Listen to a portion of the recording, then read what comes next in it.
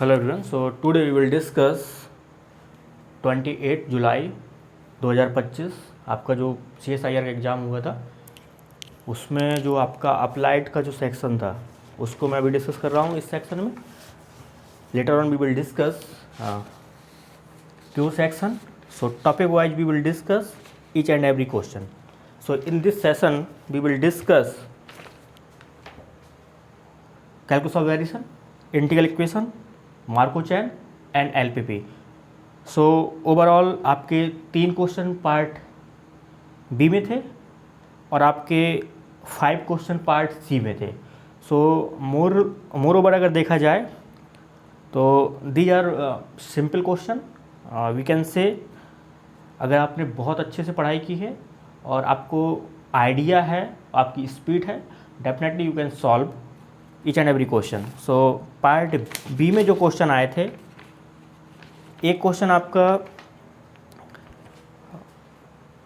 Calculus of variation से था और एक क्वेश्चन आपका इंटीग्रल इक्वेशन से था और एक क्वेश्चन आपका लीनियर प्रोग्रामिंग प्रॉब्लम से था. यहाँ पे पार्ट बी में मार्को चैन का क्वेश्चन नहीं पूछा गया था. कभी कभी पूछा जाता है, कभी कभी नहीं पूछा जाता है. तो बेसिकली इस सेशन में नहीं पूछा गया था. तो अभी जो हम लोगों का डिस्कशन है वो आपका calculus of variation, then Markov chain, LPP और इंटीग्रल इक्वेशन. सो ओवरऑल ये 4 टॉपिक हैं और आपको 28 जुलाई को जो एग्ज़ाम हुआ था उसके क्वेश्चंस हैं. सो जिस तरीके से क्वेश्चंस पूछे गए थे, अगर आपने स्टडी किया है तो डेफिनेटली आप सॉल्व कर सकते हैं. क्वेश्चन नंबर 1 जो आपको गिवन है, ऑलरेडी ये क्वेश्चन मैं अपलोड कर दूंगा. जिसको भी क्वेश्चंस चाहिए वो आपको जो YouTube का जो कम्युनिटी पोस्ट होता है वहाँ पे मैं ये सारे के सारे जो क्वेश्चन करा रहा हूँ, क्योंकि मैं यहाँ पे क्वेश्चन आपको प्रोवाइड नहीं कर पाऊँगा. बेसिकली पूरा क्वेश्चन यहाँ पे नहीं लिखूँगा, जो ज़रूरत की चीज़ है वो मैं यहाँ पे बोर्ड पे लिखूँगा. सो ओवरऑल अगर आपको क्वेश्चन चाहिए या तो आप पेपर डाउनलोड कर सकते हैं 28 जुलाई 2025 CSIR एग्ज़ाम का जो पेपर है वो आप डाउनलोड कर सकते हैं. अदरवाइज आपको जो कम्युनिटी पोस्ट पे ये जितने भी क्वेश्चन मैं कराऊँगा इसका पूरा का पूरा मैं वहाँ पे क्वेश्चन अपलोड कर दूंगा और जो सॉल्यूशन है वो आपको वीडियो लेक्चर से आपको सॉल्यूशन मिल जाएगा. सो क्वेश्चन नंबर 1 जो यहाँ पे जो गिवन है, करा solve the following linear programming problem. Simply आपको पूछा जा रहा है मैक्सिमाइज करना है z इक्वल टू आपको गिवन है x प्लस वाई, और जो आपके पास सब्जेक्ट टू कंडीशन गिवन है वो आपको गिवन है 5x plus 3y less than equal to 30, 2x plus 6y less than equal to 25, 2x minus y less than equal to 8. और यहाँ पे जो नॉन नेगेटिव रेस्ट्रिक्शंस गिवन है वो आपका x greater than equal to 0 है और y greater than equal to 0 है. और आपसे पूछा जा रहा है then the optimal value of objective function. तो ये आपका ऑब्जेक्टिव फंक्शन है, इसकी ऑप्टिमल वैल्यू पूछी जा रही है. तो जो ऑप्शंस गिवन है वहाँ पे गिवन है 45/11 first option. Then second option जो आपको गिवन है वहाँ पे गिवन है 74/11. तो थर्ड ऑप्शन गिवन है 85/12. देन फोर्थ ऑप्शन जो गिवन है 25/6. तो ये आपके ऑप्शंस गिवन है.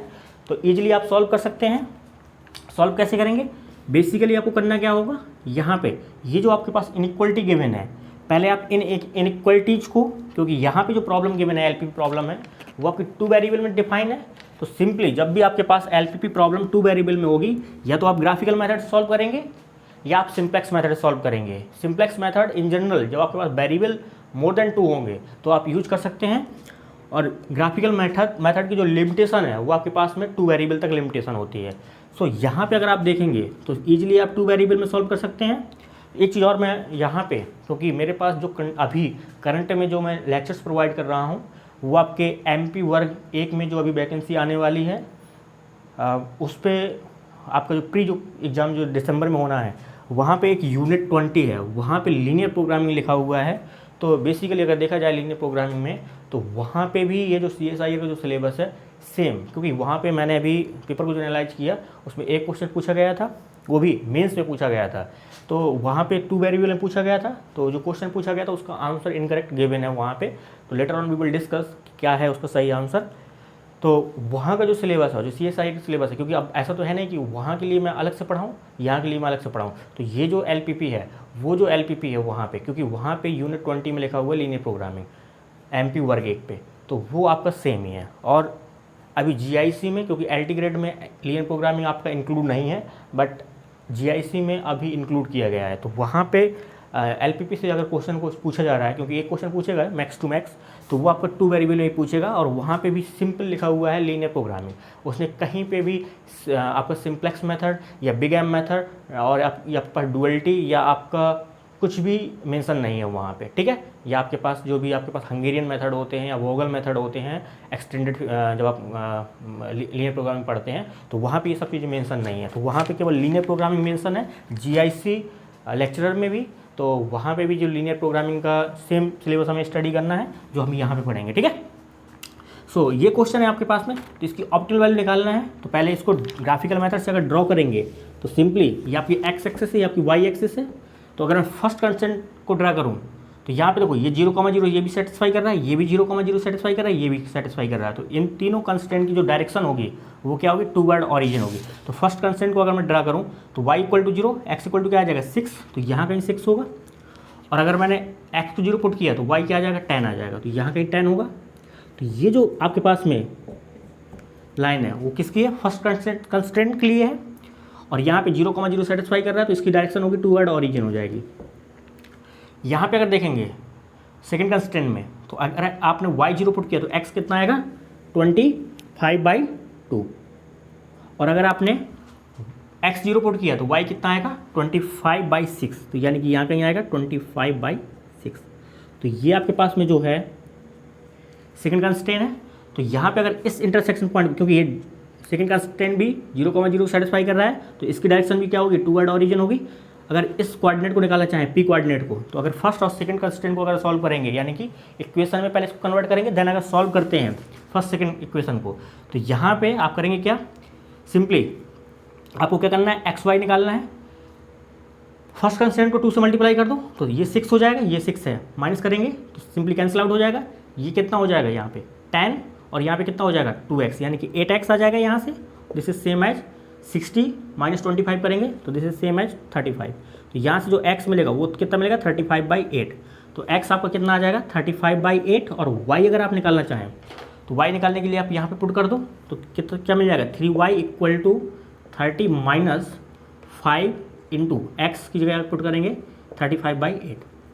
और यहाँ पे y निकालेंगे तो दिस इज सेम एज 30, 1/3 बाहर कर दो, 30 - 5 से मल्टीप्लाई करो तो क्या मिल जाएगा आपको 517 डिवाइड में 8, सॉरी ये आपका 8 यहाँ पे मल्टीप्लाई होगा। So this quantity is same as 240 divide में 8। इसको अगर आप सॉल्व करते हैं तो यहाँ से क्या मिलेगा 65, और यहाँ पे क्या मिल जाएगा 24। तो जो आपके पास y कोऑर्डिनेट मिलेगा वो क्या मिलेगा 65/24। ये कोऑर्डिनेट मिलेगा आपको p कोऑर्डिनेट। और अगर थर्ड कंस्टेंट को अगर ड्रा करते हैं आप तो यहाँ पे अगर आपने y0 पुट किया तो x आपका क्या आ जाएगा 4, तो यहाँ कहीं 4 आएगा। और आपने अगर x0 पुट किया तो y कितना आएगा -8, तो यहाँ कहीं आएगा। इसको अगर ड्रॉ करेंगे तो सिंपली ये कुछ इस टाइप की लाइन होगी, ठीक है। अब ये लाइन देखना है कि ये किस कंस्टेंट को कहाँ पे इंटरसेक्ट करती है। तो इस पॉइंट पे अगर आप देखेंगे तो आपका x क्या है 35/8। तो यहाँ पे अगर इस पॉइंट पे देखिए ये लाइन या तो सेकंड कंस्टेंट को इंटरसेक्ट करके निकलेगी या फर्स्ट कंस्टेंट को इंटरसेक्ट करके निकलेगी। तो अगर यहाँ पे अगर आप देखेंगे तो ये क्या है, यहाँ पे x क्या करेगा इंक्रीज करेगा, और यहाँ पे क्या करेगा x इंक्रीज करेगा। बट यहाँ पे जो x की वैल्यू है वो आपकी कितनी है 35/8। तो अगर आप इस पे यानी कि जो थर्ड कंस्ट्रेंट है आपका, थर्ड और फर्स्ट का इंटरसेक्शन पॉइंट निकालें, यानी कि थर्ड और फर्स्ट का अगर आप इंटरसेक्शन पॉइंट निकालते हैं तो सिंपली यहाँ पे देख लेते हैं, क्योंकि ये भी 0,0 सेटिस्फाई कर रहा है तो इसकी डायरेक्शन भी क्या होगी टूवर्ड ऑरिजिन होगी।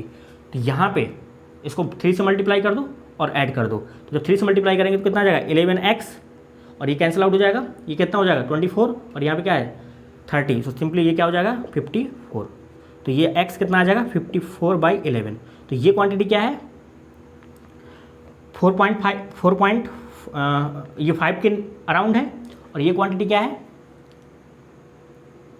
4.5 के अराउंड है।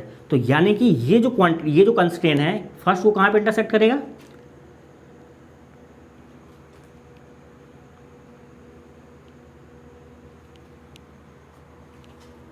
फर्स्ट कंस्टेंट को कहाँ पे इंटरसेक्ट करेगा, 54/11 पे, तो यहाँ कहीं 54/11 आएगा, यानी कि ये कुछ इस तरीके से निकलेगा। यहाँ पे ये मान लो आप 4 और ये मान लो -8, तो ये कुछ इस तरीके से जाएगा, ठीक है, इस तरीके से। तो ये जो कोऑर्डिनेट है क्यू के जो कोऑर्डिनेट आपको मिलेंगे वो आपके पास में क्या मिल जाएंगे, एक्स आपको मिलेगा 55/11 और वाई अगर आप निकालेंगे तो सिंपली वाई आप यहाँ से निकाल सकते हैं, यानी कि y = 2x - 8, तो y = क्या मिल जाएगा 2 × 54/11 - 8, तो यहाँ पे अगर सॉल्व करेंगे तो ये आपको क्या मिल जाएगा 108 - 88/11, तो ये आपका 20/11 मिल जाएगा, यहाँ पे क्या मिल जाएगा 20/11, तो ये आपका क्या है क्यू कोऑर्डिनेट है। तो यहाँ पे जो आपके पास जो रीजन मिलेगा वो आपके पास रीजन क्या मिल जाएगा, सिंपली ये आपका रीजन मिलेगा बाउंड्री रीजन। तो अगर आपके पास ये बाउंड्री रीजन है तो जो आपके पास में एक्सट्रीम पॉइंट है ये आपका क्या है ओरिजिन है, और एक पॉइंट आपको क्या मिलेगा, एक पॉइंट आपको ये मिलेगा 4, और एक पॉइंट आपको Q मिलेगा, एक पॉइंट आपको P मिलेगा, एक पॉइंट आपको ये मिलेगा। तो अगर आप यहाँ पे वैल्यू चेक करेंगे तो सिंपली आपके पास में Z क्या मिल जाएगा 0 मिलेगा, और अगर यहाँ पे वैल्यू चेक करेंगे तो सिंपली आपको क्या मिल जाएगा 25/6 आएगा, और अगर आप यहाँ पे चेक करेंगे तो आपके पास वैल्यू क्या मिलेगी 4 मिलेगी, और अगर आप यहाँ पे वैल्यू चेक करेंगे तो यहाँ पे अगर वैल्यू चेक करेंगे तो आपको क्या मिल जाएगी 74/11, और अगर आप यहाँ पे वैल्यू चेक करेंगे तो आपको क्या मिल जाएगा 3 से मल्टीप्लाई हो जाएगा यहाँ पे, तो ये क्या हो जाएगा 105 + 65/24, तो इसको अगर आप सॉल्व करेंगे तो this is same as 170/24, this is same as 85/12। तो ये जो 85 यहाँ पे अगर आप देखेंगे यहाँ पे एक वैल्यू मिल रही है 25/6, एक मिल रही है 0, एक मिल रही है आपको 4, एक मिल रही है 74/11, एक मिल रही है 85/12। तो जो मैक्सिमम वैल्यू मिलेगी, क्योंकि ये वैल्यू क्या है 7 से लेस है और ये वैल्यू क्या है 7 से ग्रेटर है, तो जो मैक्सिमम वैल्यू मिलेगी इस ऑब्जेक्टिव फंक्शन की जो मैक्सिमम वैल्यू मिलेगी वो आपके पास में क्या मिल जाएगी, वो आपको मिलेगी 85/12। तो जो आपको करेक्ट आंसर है क्वेश्चन नंबर 1 के लिए जो करेक्ट आंसर है वो आपके पास में option 3, question number 3 correct answer है। क्वेश्चन नंबर 1 करेक्ट आंसर जो आपके पास है option 3। Question number 2 problem given है आपके पास में इंटीग्रल इक्वेशन है। तो यहाँ पे सिंपली ये जो क्वेश्चन पूछा गया था थोड़ा सा लेंदी था, क्योंकि आपको इंटरसेक्शन जो पॉइंट निकालने थे बेसिकली वो आपको थोड़ा सा प्रॉब्लम करेगा, क्योंकि इंटरसेक्शन पॉइंट जब आप निकालेंगे तो यहाँ पे थोड़ा सा कैलकुलेशन आपकी इंक्रीज हो रही थी। तो दैट्स वाई मतलब इसको जिसने भी ट्राई किया होगा तो आपके कम से कम नहीं है सो 3 से 4 मिनट तो लगे होंगे, क्योंकि आपको इंटरसेक्शन पॉइंट निकालना इतना आसान नहीं है। मतलब इतना आसान मतलब ये नहीं कि आप देखें तो इंटरसेक्शन पॉइंट निकाल लें, तो ऐसे क्वेश्चन दिए जाते हैं ताकि आपको थोड़ा सा टाइम भी निकले। अदरवाइज आसान क्वेश्चन होंगे तो आप तुरंत टिक मार के आगे निकल जाओगे। तो ऐसे क्वेश्चंस टाइम टेकिंग होते हैं, क्योंकि आपको इस पर कैलकुलेशन ऑब्वियस सी बात है कि क्वेश्चन तो सब कुछ कर लेंगे, बट इसमें टाइम का कैसे मैनेज करना है वो एक इंपॉर्टेंट टास्क है। Question number 2, so question number जो 2 गिवन है वो आपके पास में क्या गिवन है, आपके पास में कह रहा है if yx is solution of integral equation. जो आपके पास में yx है, ये जो yx गिवन है ये क्या है सॉल्यूशन है एक इंटीग्रल इक्वेशन का, और जो इंटीग्रल इक्वेशन गिवन है वो क्या गिवन है yx = x² + 2 time 0 to 1 xt yt dt, ये गिवन है। Then which of the following statement are true.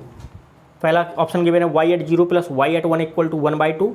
Second option given है y at -1 + y at 1 = 1। Third option given है y dash at 0 + y dash at 1 = 3/2। Fourth option given है y dash at -1 + y dash at 1 = 3 given है।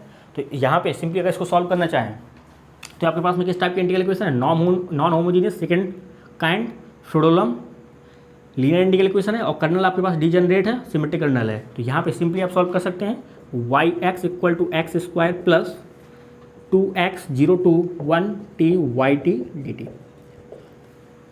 yx = x² + 2x, इसको आप c1 late कर लो, तो ये आपके पास में yx है, और अगर आप c1 देखेंगे this is same as 0 to 1 t yt dt। तो यहाँ पे अगर आप देखेंगे C1 equal to 0 to 1 t, y t का मतलब क्या है, यहाँ से अगर आप निकालेंगे तो this is same as t square plus 2t C1 dt। इसको अगर आप फर्दर सॉल्व करेंगे तो C1 इक्वल टू, यहाँ पे इंटीग्रेट करेंगे तो क्या मिल जाएगा, T cube by simply T cube मिलेगा, इंटीग्रेट करोगे तो उससे क्या मिल जाएगा, टी की पावर 4/4, यानी कि लिमिट लगाएंगे तो ये आप क्वांटिटी क्या मिल जाएगी 1/4 मिलेगी। और यहाँ पे अगर इसको सॉल्व करेंगे तो प्लस 2C1 और यहाँ पे टी स्क्वायर मिलेगा, तो इंटीग्रेट करेंगे तो टी क्यूब बाई 3 हो जाएगा, यानी कि 2/3 सिंपली ये आपके पास में ये इंटीग्रल की वैल्यू आएगी। और यहाँ पे अगर सॉल्व करेंगे तो C1 अगर निकालेंगे तो C1 अगर कॉमन लेते हैं तो क्या मिल जाएगा 1 माइनस 2/3 इक्वल टू 1/4, यही मिलेगा आपको। तो C1 आप निकाल लो, यहाँ पे क्या मिल रहा है, तो C1 1/3 इक्वल टू 1/4, यही मिलेगा आपको। तो C1 इक्वल टू मिल जाएगा 3/4, तो C1 आपका 3/4 है, यहाँ पे वैल्यू पुट कर दो तो YX आपको क्या मिल जाएगा, YX आपको मिल जाएगा एक्स स्क्वायर प्लस 2 से 2 कैंसिल आउट हो जाएगा, यानी कि 3/2x, ये आपको क्या मिल जाएगा YX मिलेगा। और अगर Y डैश निकालेंगे तो ये क्या मिल जाएगा 2x प्लस 3/2। तो अगर यहाँ पे मैं फोर्थ ऑप्शन चेक करूँ तो फोर्थ ऑप्शन आपके पास क्या कह रहा है, Y dash at -1 plus Y dash at 1 equal to 3। तो यहाँ पे अगर आप चेक करेंगे तो Y डैश एट -1 निकालेंगे तो ये सिंपली -2 प्लस 3/2 मिल जाएगा, प्लस Y डैश एट 1 क्या मिल जाएगा 2 प्लस 3/2, ये कैंसिल आउट हो जाएगा और ये 3/2 है और ये 3/2 है, ऐड करेंगे तो क्या मिल जाएगा सिंपली 3। तो जो क्वेश्चन नंबर 2 का जो करेक्ट आंसर है वो आपके पास में ऑप्शन 4। क्वेश्चन नंबर 3 सिंपली आपसे जो पूछा जा रहा है वो आपके पास कैलकुलस ऑफ एडिशन से है। Question number 3,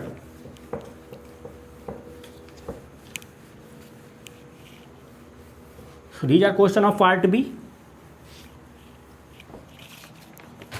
question number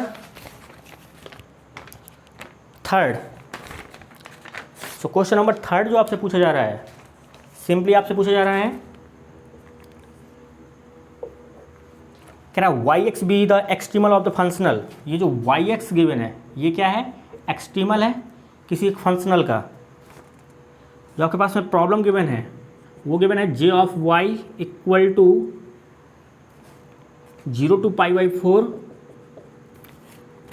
y dash square minus 4y square plus 2xy dx, ये गिवन है।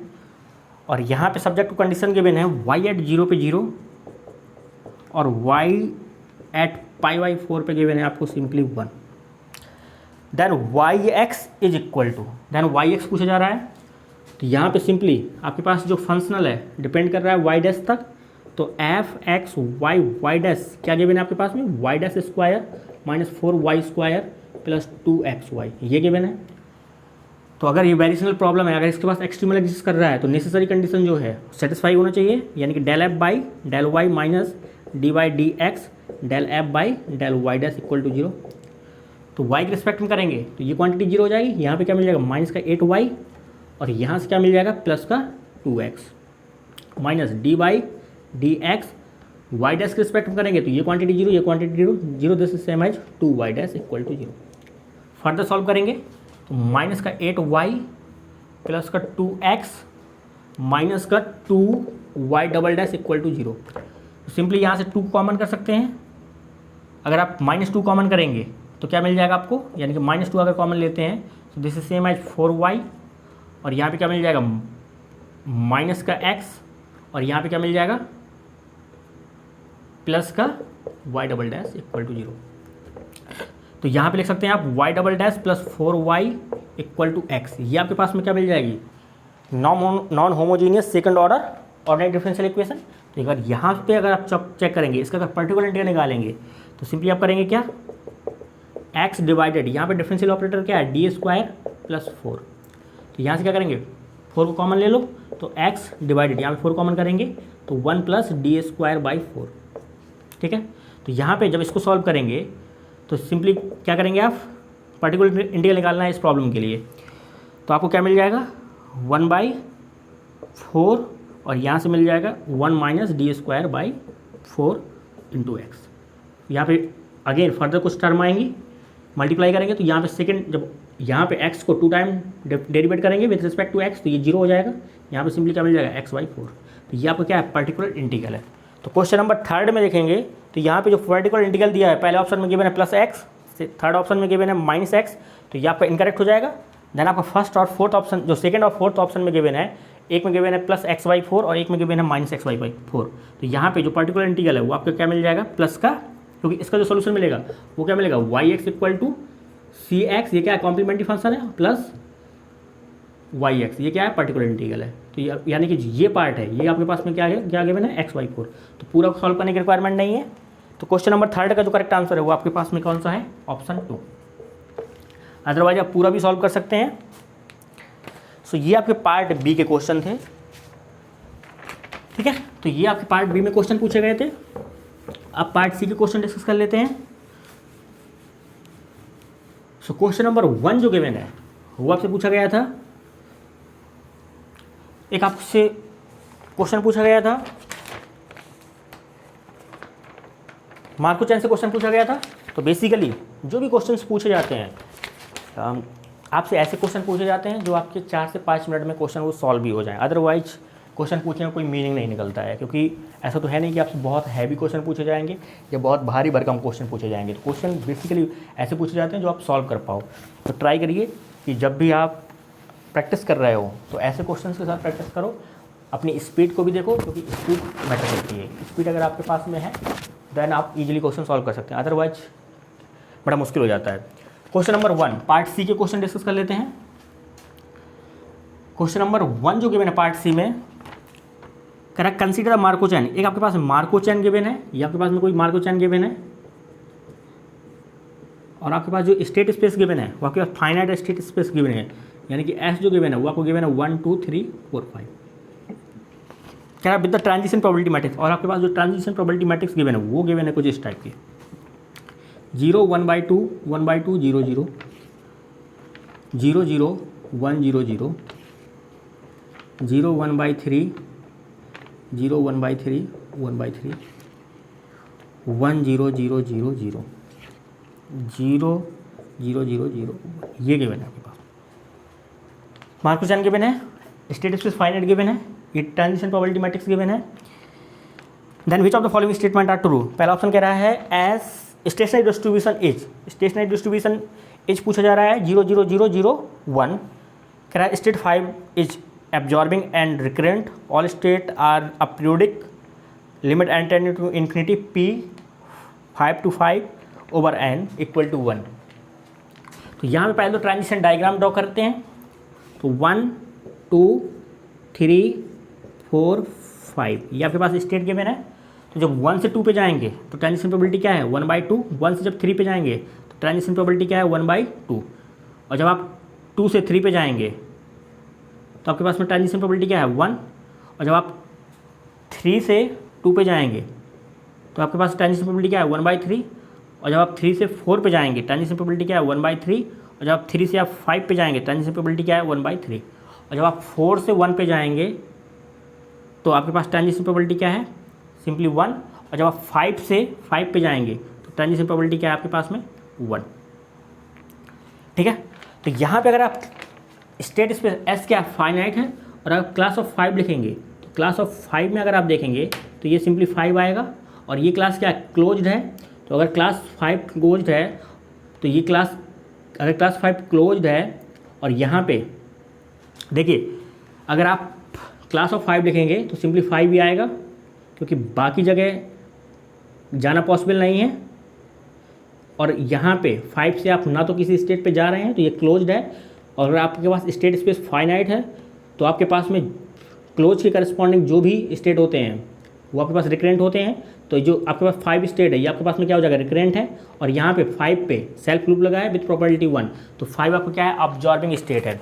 ठीक है। तो सेकंड ऑप्शन ऑलरेडी करेक्ट हो जाएगी, क्योंकि कह रहा है state 5 is absorbing and recurrent. तो सेकंड आपका करेक्ट है। क्लास एस स्टेट स्पेस क्या है फाइनाइट है, क्लास आपकी 5 क्लास आपको मिल जाएगी। और यहाँ पे क्लास ऑफ 1 लिखेंगे तो अगर आप क्लास ऑफ 1 लिखेंगे तो दिस इज सेम एज 1 आएगा 2 आएगा, क्योंकि 1 से 2 जा रहे हैं और 2 से आप 1 आ रहे हैं, 3 आएगा एंड 4 भी आएगा। तो ये सारे के सारे कहाँ पे आएंगे, क्लास ऑफ 1 में आएंगे। तो यहाँ पे अगर आप देखेंगे तो एक से ज़्यादा क्लासेस मिल रही हैं, और जब स्टेट स्पेस फाइनाइट होता है तो या तो इसके पास कितने स्टेशनरी डिस्ट्रीब्यूशन होंगे, या तो आपके पास यूनिक होगा या फिर इनफाइनाइट होगा।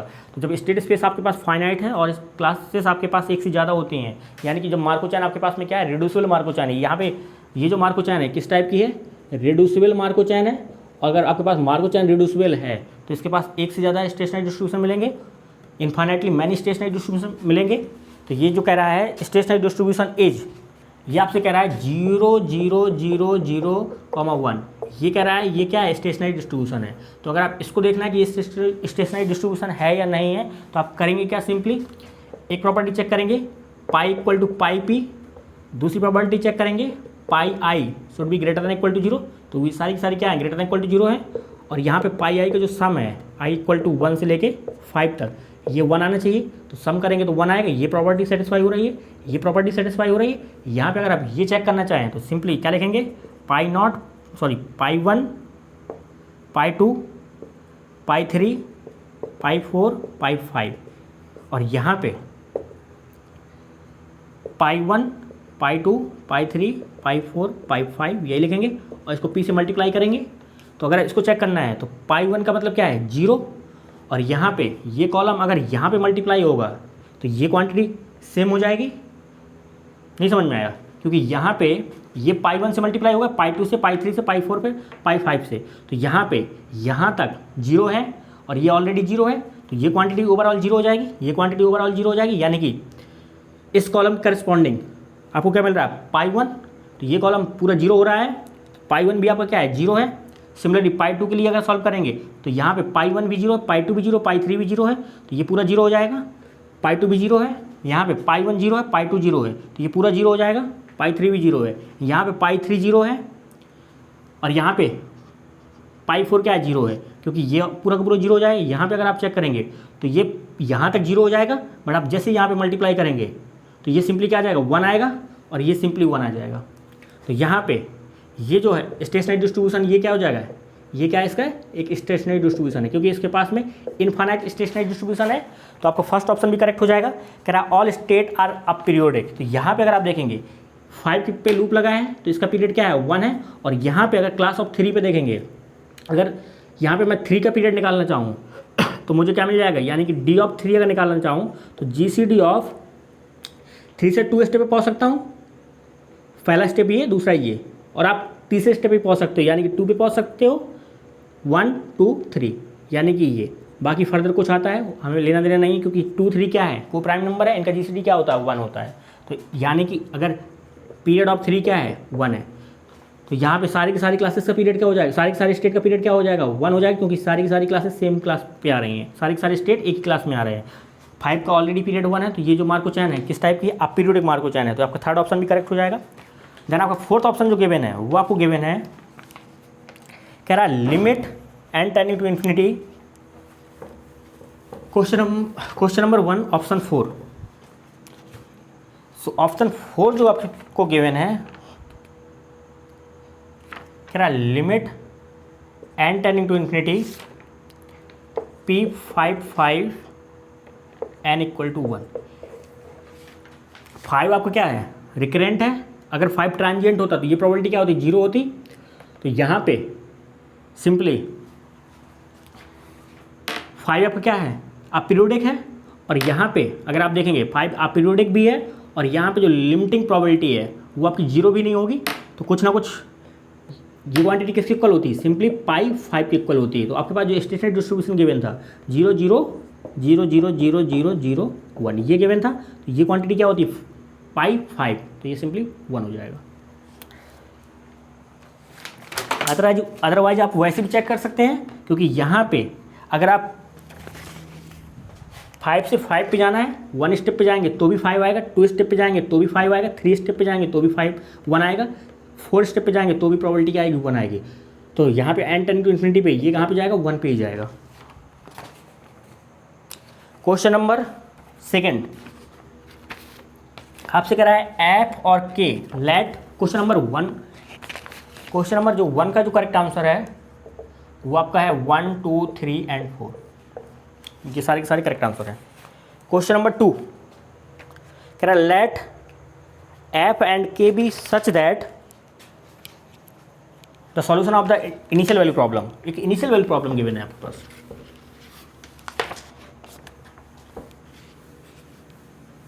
क्वेश्चन नंबर 2, क्वेश्चन नंबर जो 2 है वो आपका इंटीग्रल इक्वेशन से पूछा गया था। कह रहा है क्वेश्चन नंबर 2 कह रहा है let f and k be such that the solution of the initial value problem. एक आपके पास इनिशियल वैल्यू प्रॉब्लम गिवन है y double dash minus 3y dash plus 2y equal to 4 time sine x, ये given है।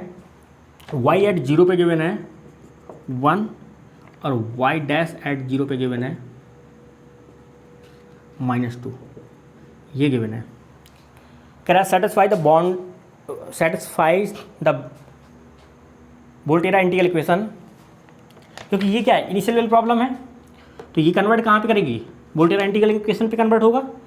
तो जिसको satisfy कर रही है वो वोल्टेरा इंटीग्रल इक्वेशन क्या गिवन है, Y x equal to F X plus 0 to X K X T Y T D T. ये then which of the following function satisfy the conditions. ये आपके पास 4 ऑप्शन गिवन है। ये जो F x है ये नॉन होमोजेनियस पार्ट पे आपके ऑप्शन गिवन है, तो ईजिली आप सॉल्व कर सकते हैं।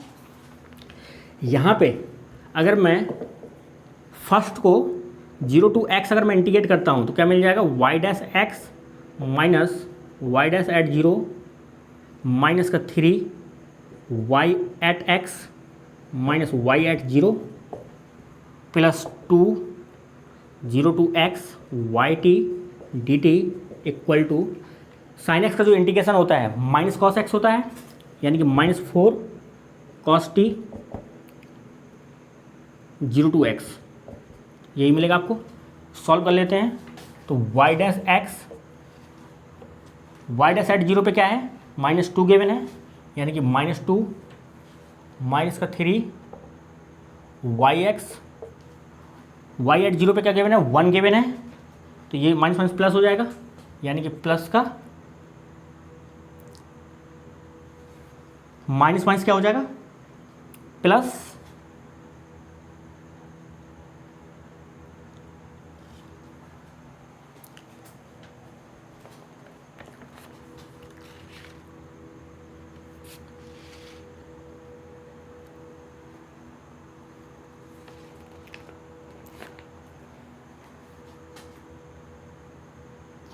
+3 और यहाँ पे ये इंटीग्रेशन क्या मिल जाएगा आपको +2 time 0 to x y T D t, इसको अगर सॉल्व करेंगे तो -4 कॉस एक्स माइनस कॉस 0 की वैल्यू क्या होती है 1, तो ये सिंपली क्या आ जाएगा माइनस का 1। इसको फर्दर सॉल्व कर लेते हैं तो वाई डैश एक्स माइनस का 3 y x plus 1 plus 2 time 0 to x y T D t, और यहाँ पे सॉल्व करेंगे तो -4 कॉस एक्स प्लस का 4, यही मिलेगा आपको। अगेन यहाँ पे इंटीग्रल इक्वेशन कन्वर्ट करना है तो आप करेंगे क्या, फिर से इसको करेंगे क्या, further integrate 0 to x integrate कर देंगे। तो जब आप फर्दर इसको 0 टू एक्स इंटीग्रेट करेंगे तो आपको क्या मिल जाएगा, यहाँ से वाई एक्स मिलेगा माइनस वाई एट 0, और यहाँ से क्या मिल जाएगा माइनस का -3 0 to x y T D t, यही मिलेगा। और यहाँ पे प्लस का x, क्योंकि यहाँ पे इंटीग्रेट करोगे 0 टू एक्स तो ये सिंपली क्या हो जाएगा t, और लिमिट क्या हो जाएगी 0 टू x, तो सिंपली इसको अगर सॉल्व करेंगे तो ये क्या आ जाएगा x आ जाएगा, और यहाँ पे फर्दर इसको सॉल्व करेंगे तो 2 time zero to x y T D t का होल स्क्वायर, और इसको अगर सॉल्व करेंगे तो this is same as minus का 4 कॉस एक्स का इंटीग्रेशन क्या होता है साइन एक्स, और लिमिट लगाएंगे जीरो टू एक्स, तो ये क्या हो जाएगा साइन एक्स, सिंपली क्या मिलेगा साइन एक्स प्लस यहाँ पे क्या मिल जाएगा 4x। क्लियर है यहाँ तक?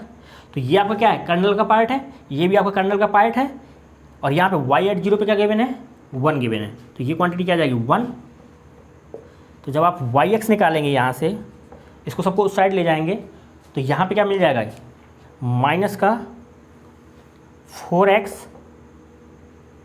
4 साइन एक्स प्लस का 4x, ये कर्नल का पार्ट है, ये भी कर्नल का पार्ट है, और जब ये वहाँ जाएगा तो ये क्या हो जाएगा माइनस एक्स हो जाएगा, और ये क्या हो जाएगा प्लस का 1 हो जाएगा, यानी कि एफ एक्स लिखेंगे तो यहाँ पे क्या आ जाएगा 3x हो जाएगा प्लस का, और यहाँ पे क्या है प्लस का 1, ये आपका एफ एक्स आएगा। तो यहाँ पे इस क्वेश्चन के लिए जो आपको एफ एक्स मिलेगा, क्योंकि कर्नल का पार्ट की रिक्वायरमेंट नहीं है, तो जो आपके पास जो एफ एक्स मिलेगा वो आपको क्या मिल जाएगा, यानी कि जो एफ एक्स मिलेगा वो आपको मिल जाएगा 3x प्लस 1 माइनस का 4 साइन एक्स, ये आपको क्या मिल जाएगा एफ एक्स मिल जाएगा।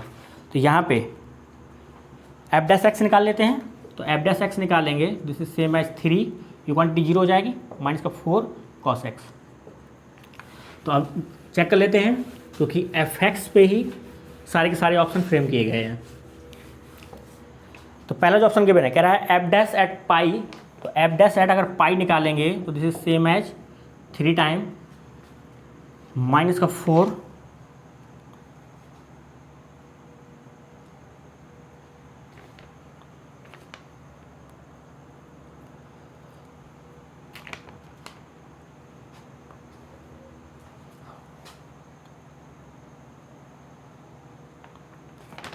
एफ डैश एट पाई क्या आएगा, क्योंकि पाई पे इसकी वैल्यू क्या है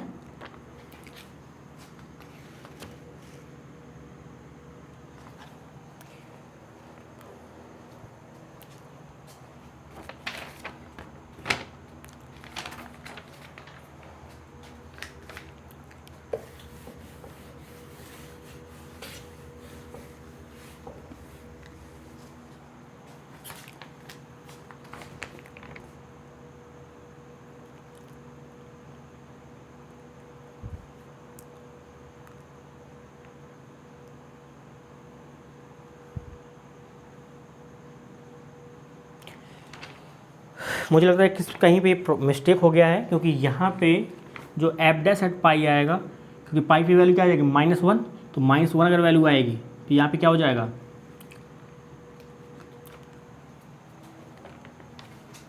7 वैल्यू आ जाएगी ना ये, जबकि ये 7 नहीं आना चाहिए।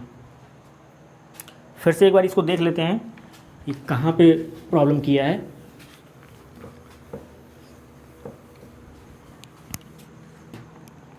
ये थोड़ा सा यही प्रॉब्लम होती है क्वेश्चंस में, क्या है कि जैसे आप अप्लाई की क्वेश्चन करते हैं ना, तो कहीं पे अगर प्लस माइनस का ऊपर नीचे कर दिया तो डेफिनेटली क्वेश्चन फिर वो पूरा का पूरा मिस्टेक हो जाता है।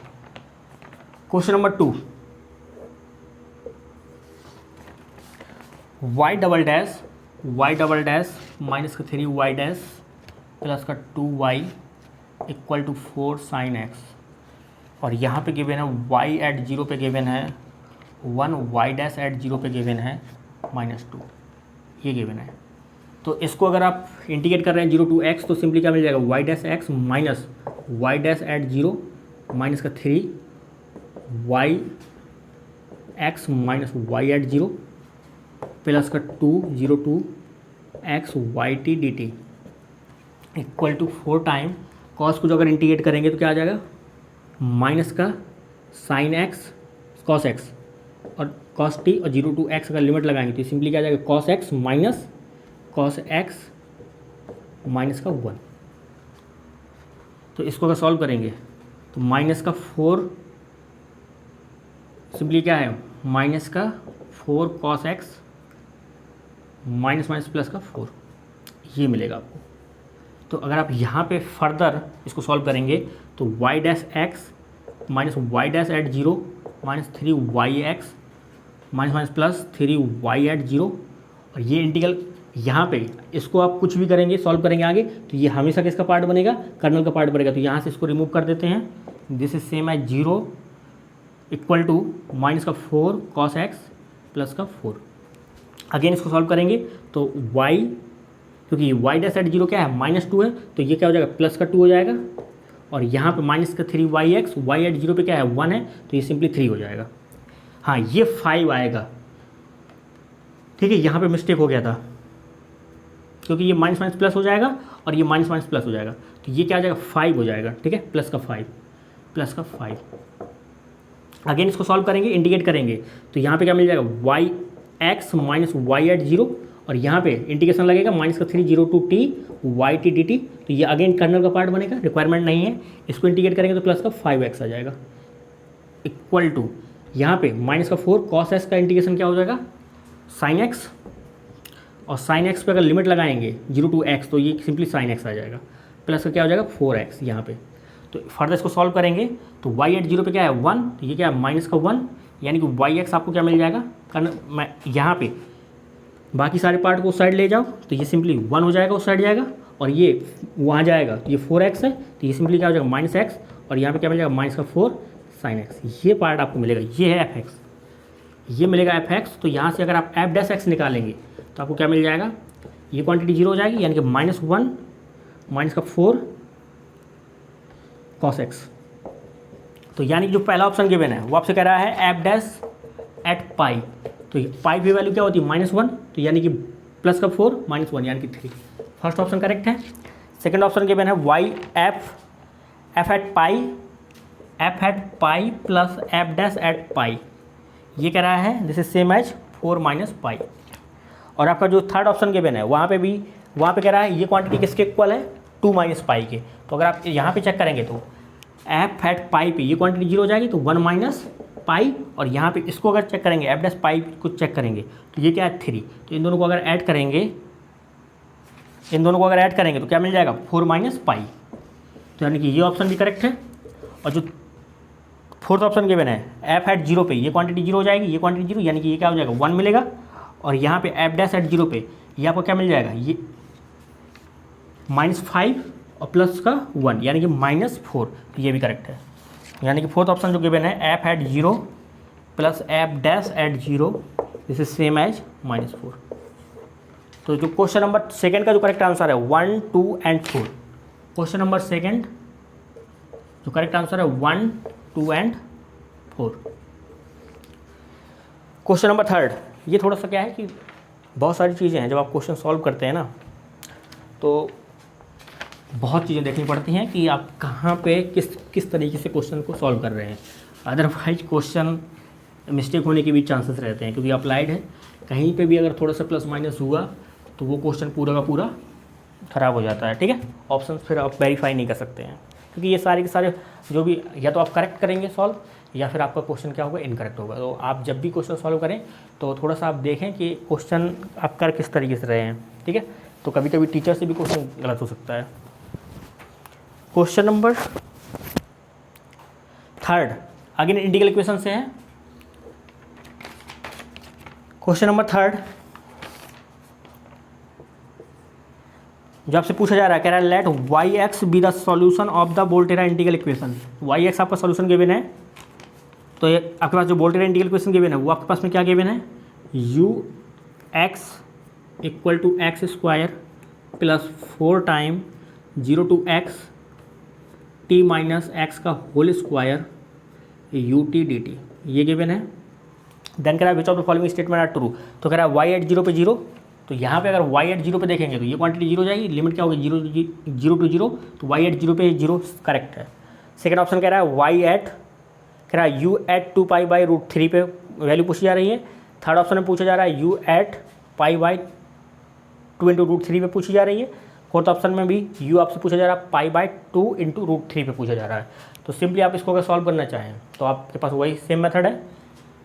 तो यहाँ पे वोल्टेरा इंटीग्रल इक्वेशन है, इसको अगर आप कन्वर्ट करेंगे ऑर्डिनरी डिफरेंशियल इक्वेशन में कन्वर्ट कर सकते हैं, तो डिफरेंशिएट कर देंगे बाई लेबनिज़ रूल से। तो वाई डैश यहाँ पे एक चीज़ मिल गई आपको, वाई एट जीरो पे क्या मिलेगा 0 मिलेगा, और यहाँ पे अगर सॉल्व करेंगे तो वाई डैश एट एक्स क्या मिल जाएगा 2x plus simply 4 time 0 to x T minus x, यहाँ पे 2 आपका आगे आएगा, और फर्दर इसको डिफरेंशिएट करेंगे विद रिस्पेक्ट टू एक्स तो माइनस आएगा। तो यानी कि सिंपली यहाँ पे लिख सकते हैं माइनस का 8 0 to x T minus x y T D t. और आप अपर लिमिट के रिस्पेक्ट में ये 0 हो जाएगा, लोअर लिमिट के रिस्पेक्ट में आगे 0 हो जाएगा। तो यहाँ पे अगर आप वाई यू डैश एट 0 पे देखेंगे तो ये क्वांटिटी 0 हो जाएगी, ये क्वांटिटी 0 हो जाएगी, यानी कि यू डैश एट 0 पे भी 0 मिलेगा। वाई डबल डैश करेंगे तो this is same as 2 minus 8। इसको अगर आप सॉल्व करेंगे तो 0 टू एक्स माइनस का यानी कि माइनस प्लस हो जाएगा y T D t. Again y u double dash at 0 check करेंगे तो this is same as 2। Again इसको इंटीग्रेट करेंगे, डिफरेंशिएट करेंगे तो y triple dash x equal to ये 0 हो जाएगा। सिंपली यहाँ से क्या मिल जाएगा 8 यू ऑफ एक्स, यानी कि simply you triple dash minus का 8 यू इक्वल टू 0। ये आपके पास में क्या है, ऑर्डिनरी डिफरेंशियल इक्वेशन है। एक कंडीशन आपके पास में ये है, एक कंडीशन आपके पास में ये है, एक कंडीशन आपके पास में ये है। तो सॉल्व करेंगे तो आपके पास में सिंपली एम क्यूब माइनस का 8 इक्वल टू 0 है, यही मिलेगा आपको ऑक्सिलरी इक्वेशन। तो m plus 2 m minus 2 m square plus का 2m प्लस 4 इक्वल टू 0, ये आपके पास में ऑक्सिलरी इक्वेशन मिलेगी। तो यहाँ पे देखेंगे रूट देखेंगे तो m इक्वल टू एक रूट आपको 2 मिलेगा, और इसको सॉल्व करेंगे तो m इक्वल टू क्या मिल जाएगा माइनस का b minus 2 plus minus b square minus 4ac by 2a। तो यहाँ पे अगर आप देखेंगे तो m इक्वल टू क्या मिल जाएगा माइनस का 1 plus minus under root 3 iota. तो इसका एक रूट क्या है 2 और 2 रूट क्या है कॉम्प्लेक्स है। तो आप यहाँ पे अगर सोल्यूशन लिखना चाहेंगे तो एक सोल्यूशन में e की पावर 2x आएगा और बाकी सोल्यूशन में क्या आएगा e की पावर माइनस x से मल्टीप्लाई होगा। तो यहाँ पे अगर लिखना चाहें आप तो आप ux लिख सकते हैं c1 e की पावर 2x प्लस e की power minus x c2 cos under root 3x plus c3 sine under root 3x, ये आपके पास सॉल्यूशन मिलेगा। तो पहले आप सेकंड थर्ड और फोर्थ ऑप्शन में अगर आप चेक करेंगे तो यहाँ पे y डैश y एट 0 पे क्या गिवन है 0 गिवन है। तो सिंपली 0 इक्वल टू ये क्वांटिटी क्या हो जाएगी 0 1 हो जाएगी। तो c1 ये क्वांटिटी 0 पे क्या हो जाएगी 0 और ये क्वांटिटी 0 पे क्या है 1। तो यहाँ पे ये क्या 0 पे क्या हो जाएगी 1। तो c1 प्लस c2 ये क्या आएगा 0 आएगा इस कंडीशन से। और अगर आप y डैश एट 0 पे चेक करें तो ये सिंपली क्या मिल जाएगा u डैश, यहाँ से u डैश करेंगे तो आपको क्या मिल जाएगा c1 यानी कि 2c1 e की पावर 2x प्लस e की पावर माइनस x। यहाँ पे अगर आप देखेंगे तो c2 sine under root 3x minus under root 3 plus c3 cos root 3x root 3, ये आपका एक पार्ट आएगा। और अगेन अगले पार्ट में क्या आएगा ये पूरा मल्टीप्लाई होगा, इसका डिफरेंशिएशन करेंगे तो आपको क्या मिल जाएगा e की power minus x into minus 1। तो सिंपली आप लिख सकते हैं माइनस e की पावर माइनस एक्स और यहाँ पे क्या मिल जाएगा c2 cos root 3x plus c3 sine root 3x, यही मिलेगा आपको। अगर आप यू डैश एट 0 पे चेक करें तो आपको क्या मिल जाएगा यू डैश एट 0 पे अगर आप चेक करें तो ये सिंपली क्या मिल जाएगा 0। तो ये क्वांटिटी क्या हो जाएगी 0 इक्वल टू 2c1, यहाँ से क्या मिलेगा क्योंकि ये क्वांटिटी 0 हो जाएगी, ये क्वांटिटी क्या मिल जाएगी ये 0 पे क्या होगा 0 होगा। तो यहाँ पे क्या मिल जाएगा under root 3 c2 plus under root 3 c2 c3। और यहाँ पे क्या मिल जाएगा क्योंकि ये 0 पे 1 हो जाएगी और ये 0 पे 0 हो जाएगा और यहाँ पे क्या मिल जाएगा 0 पे 1 हो जाएगी यानी कि माइनस का c2। एक कंडीशन आपको ये मिल जाएगी, एक कंडीशन आपको ये मिल जाएगी, ठीक है। तो यहाँ पे ऑप्शंस पे अगर आप देखेंगे तो सारे के सारे ऑप्शन में लिख देता हूँ क्योंकि ऑप्शन से ही वेरीफाई करना है।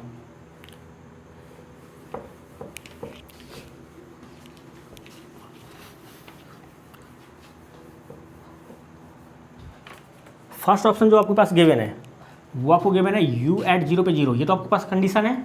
जो सेकंड ऑप्शन गिवन है वो गिवन है आपको u at 2π/√3 equal to 1/6 e की पावर 4π/√3 माइनस e की पावर -2π/√3, ये गिवन है। और जो आपके पास थर्ड ऑप्शन गिवन है u at π/2√3 this is same as 1/6 e की पावर π/√3 माइनस √3 e की पावर -π/2√3, ये गिवन है।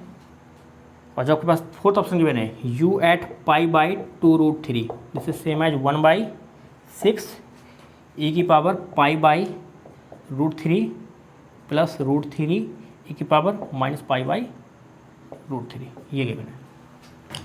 तो यहाँ पे अगर आप देखेंगे तो अगर आपने x का 2π/3 रखा तो यहाँ पे क्या मिल जाएगा 4π/3, और यहाँ पे अगर आपने x का π/2√3 रखा तो 2 से 2 कैंसिल आउट हो जाएगा, यानी कि π/√3 मिलेगा, और यहाँ पे π/√3, यानी कि जो आपके पास C1 गिवन है वो आपके पास क्या गिवन है, यहाँ पे एक कंडीशन और निकलेगी C1 + C2 इक्वल टू 0, यानी कि जो C1 मिलेगा वो आपको क्या मिलने वाला है यहाँ से सिंपली 1/6, तो C2 क्या मिल जाएगा माइनस का 1/6, ये मिल जाएगा आपको।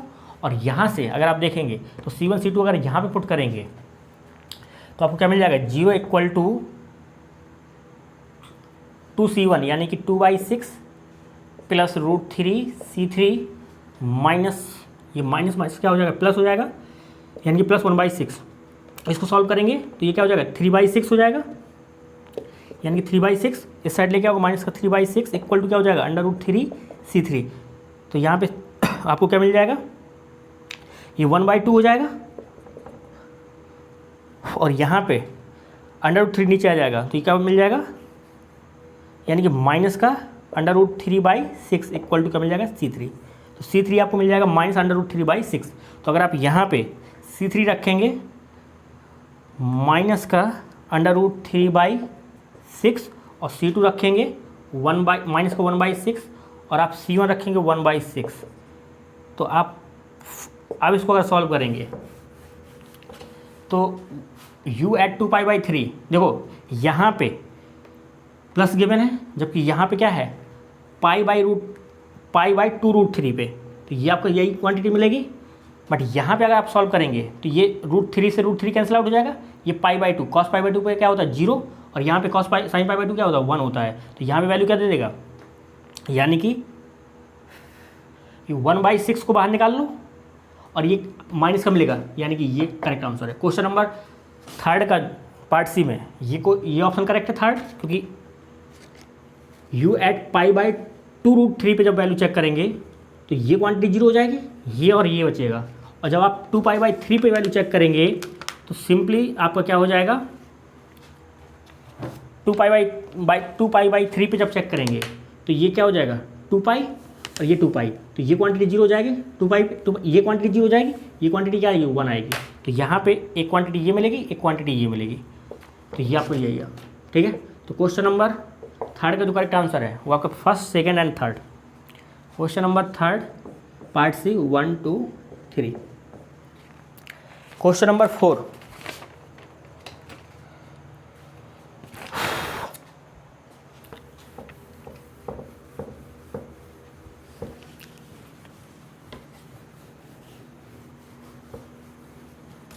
क्वेश्चन नंबर 4 पे जो गिवन है वो आपसे सिंपली पूछा जा रहा है, कह रहा है ABC बिलोंग कर रहा है रियल नंबर से कंसीडर द वेरिएशनल प्रॉब्लम। वो आपको जो गिवन है मिनिमाइज करना है g(y) को 0 to 2a(y) plus b to b y plus cy² dx subject to condition given है y एट 0 पे 10 y एट 1 पे 100 गिवन है, कह रहा है then which of the following statement are true.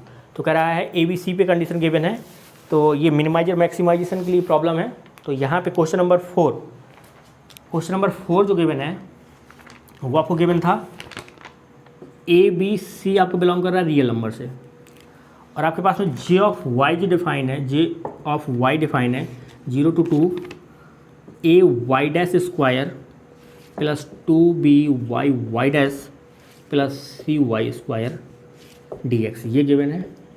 और यहाँ पे y एट 0 पे गिवन है 10 और यहाँ पे गिवन है y एट 1 पे गिवन है 100।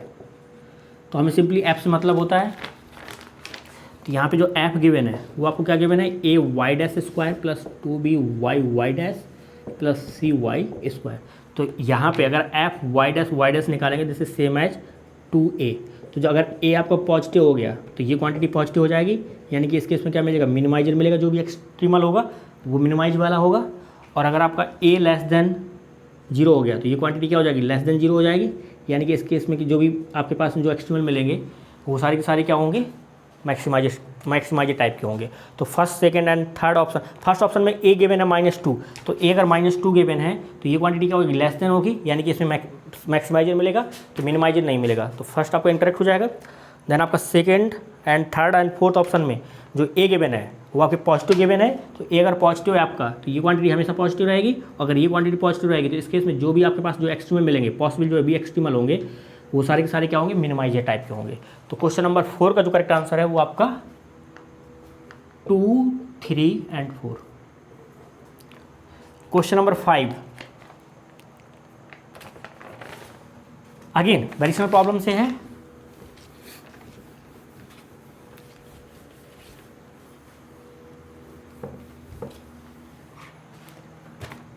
क्वेश्चन नंबर 5 कह रहा है alpha greater than equal to 0 consider the functional. Problem easily given है, इंटीग्रेशन गिवन है 0 to 1 y dash square divided x की power alpha define for all continuous differentiable function on a close interval 0 to 1 to 1 1 to 2 satisfy the condition y eight 1 पे given है 1 y eight 2 पे given है 2 then which of the following statement are true. तो y x आपसे पूछा जा रहा है J3 के लिए, सेकंड ऑप्शन में y x पूछा जा रहा है J1 के लिए, थर्ड ऑप्शन में y x पूछा जा रहा है J एट 0 के लिए, J0 के लिए, फोर्थ ऑप्शन में y x पूछा जा रहा है J1 के लिए। तो आप सिंपली सॉल्व कर सकते हैं इसको। तो आपसे alpha greater than equal to 0 ये गिवन है और J अल्फा y जो डिफाइन है ये डिफाइन है 1 to 2, ये वेरिएशनल प्रॉब्लम डिफाइन है y dash square divided x की पावर अल्फा dx। और यहाँ पे गिवन है y एट 1 पे गिवन है 1 और y एट 2 पे गिवन है 2, ये गिवन। तो यहाँ पे इंडिपेंडेंट ऑफ y है तो सिंपली माइनस का dy/dx with respect to y करेंगे तो क्या मिल जाएगा, 2y dash divided x power alpha equal to क्या मिल जाएगा 0, ये क्वांटिटी कांस्टेंट इक्वल हो जाएगी। तो y dash equal to C1 x power alpha यही मिलेगा। इंटीग्रेट करेंगे तो simply y x equal to क्या मिल जाएगा C1 x power alpha plus 1 divided alpha plus 1 plus C2, ये आपके पास में वाई एक्स मिलेगा। कंडीशन इम्पोज करेंगे तो सिंपली y एट 1 पे 1 है तो 1 इक्वल टू क्या मिल जाएगा C1 divided alpha plus 1 plus C2।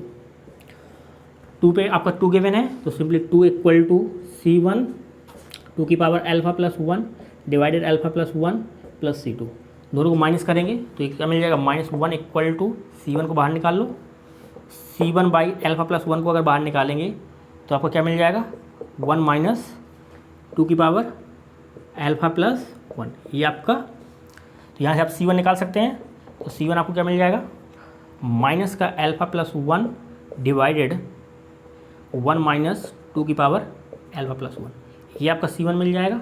और C2 अगर आप निकालना चाहें तो यहाँ पे वैल्यू पुट कर दो तो 1 माइनस C1 की वैल्यू क्या है alpha plus 1 alpha plus 1 cancel out हो जाएगा तो 1 माइनस माइनस प्लस हो जाएगा 1 प्लस 1 बाई 1 माइनस 2 की power alpha plus 1, this is simply C2। तो ये C1 है और ये आपका C2 है। तो यहाँ पे अगर आप देखेंगे फर्स्ट ऑप्शन में J3 यानी कि अल्फ़ा अगर आपने 3 ले लिया, अल्फ़ा अगर आपने 3 ले लिया J3 के लिए, पहले आप फोर्थ ऑप्शन में आइए। फोर्थ ऑप्शन में कह रहा है Y x equal to 1/2 x square minus x plus 2, तो आपका एक्स स्क्वायर माइनस एक्स कह रहा है तो यहाँ पे सिंपली एक ही एक्स की टर्म आएगी, दूसरा एक्स नहीं आएगा, यानी कि क्या है जितने भी डिग्री का पॉलिनोमियल होगा इसमें एक्स की 1 टर्म है, एक्स की फर्दर टर्म आपको नहीं मिलेगी। तो जब फोर्थ ऑप्शन में आपसे 1/2 x square minus x plus 2 पूछा जा रहा है J1 के लिए, तो फोर्थ ऑप्शन आपका इनकरेक्ट है। तो J3 के लिए देख लेते हैं, यानी कि यहाँ पे जो आपके पास में अल्फ़ा है वो आपका 3 है, तो ये क्या हो जाएगा x की पावर 4 और यहाँ पे क्या हो जाएगा सिंपली ये क्या आ जाएगा 4। तो C1 की वैल्यू आपके पास में क्या है, ये क्वांटिटी C1 की अगर आप वैल्यू पुट करेंगे, ठीक है, आप वैल्यू पुट कर दो, यहाँ पे YX निकालो, तो YX आपको क्या मिल जाएगा, C1 की वैल्यू पुट करेंगे तो ये क्वांटिटी इससे कैंसिल आउट हो जाएगी, यानी कि माइनस का x की power alpha plus 1 divided 1 minus 2 की power alpha plus 1 plus C2 की जगह 1 प्लस 1 बाई 1 माइनस 2 की पावर अल्फा प्लस 1। तो अगर J आप 3 रखेंगे तो x पावर 4 हो जाएगा, और यहाँ पे क्या मिल जाएगा 16, 1 माइनस 16, यानी कि माइनस माइनस कैंसिल हो जाएगा, तो 1 बाई 15, तो यानी कि 15 को आप कॉमन करेंगे तो x पावर 4 मिलेगा, और यहाँ पे जब आप 3 रखेंगे अल्फा तो ये क्या हो जाएगा 1 बाई माइनस 15, तो यानी कि 15 माइनस 15 प्लस 1, यानी कि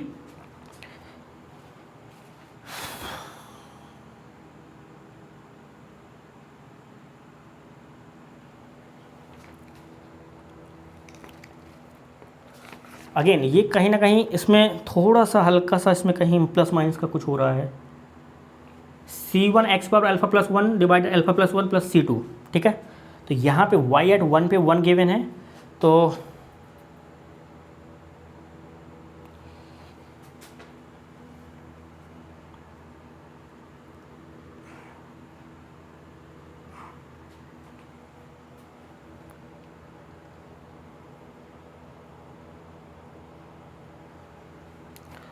क्योंकि ये क्वांटिटी क्या है ना, क्योंकि 2 पे अगर आप देखेंगे 3 पे तो ये क्या आएगा 16 माइनस 15, यानी कि माइनस 1 बाई 15 आएगा, और 15 हाँ 14 बाई 15, ठीक है, तो ये करेक्ट है। 1 बाई 15 को बाहर निकालेंगे तो सिंपली यही मिलेगा। J3 के लिए जो आपको पहला ऑप्शन गिवन है ना 1 बाई 15 x बार 4 प्लस 14, ये करेक्ट आंसर है। J इक्वल टू 1 के लिए जब चेक करेंगे तो यहाँ ये पावर क्या हो जाएगी 2 हो जाएगी, और यहाँ पे ये 2 हो जाएगा, और यहाँ पे क्या मिल जाएगा ये 2 हो जाएगी, और यहाँ पे क्या मिल जाएगा 4, यानी कि 1 माइनस 4, यानी कि 1 बाई 3 को आप बाहर निकालेंगे, और यहाँ पे क्या मिल जाएगा 1 प्लस 1 बाई अल्फा, अगर आप यहाँ पे पुट करेंगे 1 तो अगेन ये 1 माइनस 3, यानी कि माइनस 2 बाई प्लस का 2 बाई 3 आएगा, तो 1 बाई 3 को बाहर निकालेंगे तो यहाँ पे 2, तो आपका सेकंड ऑप्शन भी करेक्ट है। थर्ड ऑप्शन में J equal to alpha equal to 0 के लिए पुट देखेंगे तो ये क्वांटिटी क्या हो जाएगी x हो जाएगी, और यहाँ पे क्या हो जाएगी -1, यानी कि x सिंपली ये मिलेगा, और यहाँ पे देखेंगे तो 1 प्लस ये क्या है -1 आएगा, और ये कैंसिल आउट हो जाएगा, तो सिंपली ये 0 हो जाएगी, यानी कि x आ जाएगा।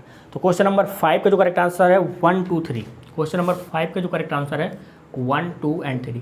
ये आपका अल्फा, ये आपका C1 आएगा, ये C2 आएगा, ठीक है, ये C1 है, ये C2 है, ये आपका पावर है जो भी पॉलिनोमियल है, ठीक है। तो ये आपके 5 क्वेश्चन आए थे पार्ट सी में। तो बेसिकली जब आप पार्ट सी के क्वेश्चन करते हैं तो ये थोड़ा लेंदी क्वेश्चन होते हैं, क्योंकि कैलकुलेशन वाला पार्ट होता है। कभी कभी जब क्वेश्चन करते हैं तो ये कैलकुलेशन थोड़ा सा मुश्किल हो जाती है, क्योंकि वहाँ पे टाइमर चलता है। बाकी ये क्वेश्चन आए थे आपके, ये जो 4 टॉपिक बताए मैंने वहाँ से। अभी करंट आप इतनी बहुत सारी कोचिंग्स चलती हैं, क्योंकि करंट में है क्या ना, कोचिंग्स का एक बवंडर फैला हुआ है। यूट्यूब में एक ऐसा मार्केट फैला हुआ है कि सभी लोग बोलते हैं आप हमारे पास आइए, आप हमारे पास आइए, हम ये करा देंगे, हम वो करा देंगे। तो कोशिश करिए कि जहाँ से भी आप पढ़ रहे हैं पहले आप खुद देखिए कि वो क्वेश्चन क्या आपके लिए है या नहीं। अगर वो आपको सूटेबल लगे तभी आप वो कोचिंग ज्वाइन करिए, अदरवाइज़ कोई मतलब नहीं है किसी भी कोचिंग को ज्वाइन करने का। क्योंकि बेसिकली है क्या ना, जैसे अभी एलटी ग्रेड का एग्ज़ाम आया, जीआईसी का एग्ज़ाम आया, किसी भी जो भी एग्ज़ाम्स हैं, अब मार्केट में होता क्या है ना, ऐसे कोचिंग्स आ जाती हैं कि पता नहीं चलता कि किसका कोर्स लें किसका कोर्स ना लें। किसी का 2000, किसी का 3000, किसी का 6000, किसी का 5000।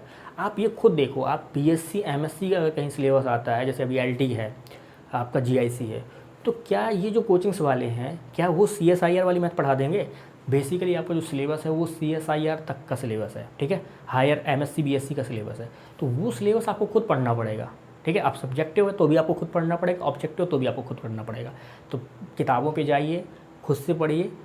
2 महीने 4 महीने में जो एग्ज़ाम्स है, अगर आप उसके लिए कहीं कोर्स ज्वाइन करेंगे तो कुछ भी फ़ायदा नहीं है।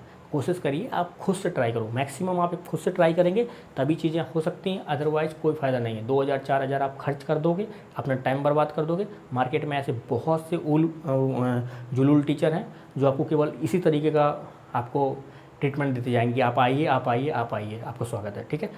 CSIR में भी वही हाल है, बहुत सारे ऐसे टीचर हैं जो आपको बुलाएंगे, आपको पढ़ाएंगे, ये कराएंगे वो कराएंगे, बट जो स्टैंडर्ड CSIR का है वो आप जानते हैं प्रॉपरली, क्वेश्चंस आप जानते हैं किस तरीके के पूछ रहा है। अगर आप ये नहीं सॉल्व कर पाएंगे, कतई आप सॉल्व नहीं कर पाएंगे चीज़ों को। ट्राई करिए कि जो भी आप सॉल्व करो बहुत अच्छे से सॉल्व करो, तभी हो सकता है, अदरवाइज़ कोई फ़ायदा नहीं है। तो मिलते हैं अगले लेक्चर में, क्योंकि ये आपके जो मैंने अभी डिस्कस किए ये अभी क्वेश्चन आए थे इन टॉपिक्स से। तो जब भी आप इन टॉपिक्स को पढ़ना स्टार्ट करो तो आप कम से कम ये देखो कि ये जो क्वेश्चन आ रहे हैं किस तरीके के आ रहे हैं, क्या मैं उनको सॉल्व कर सकता हूँ या नहीं कर सकता हूँ। तो जब आपको ये चीज़ें क्लियर हो जाएंगी तभी आप आगे बढ़िए, ठीक है।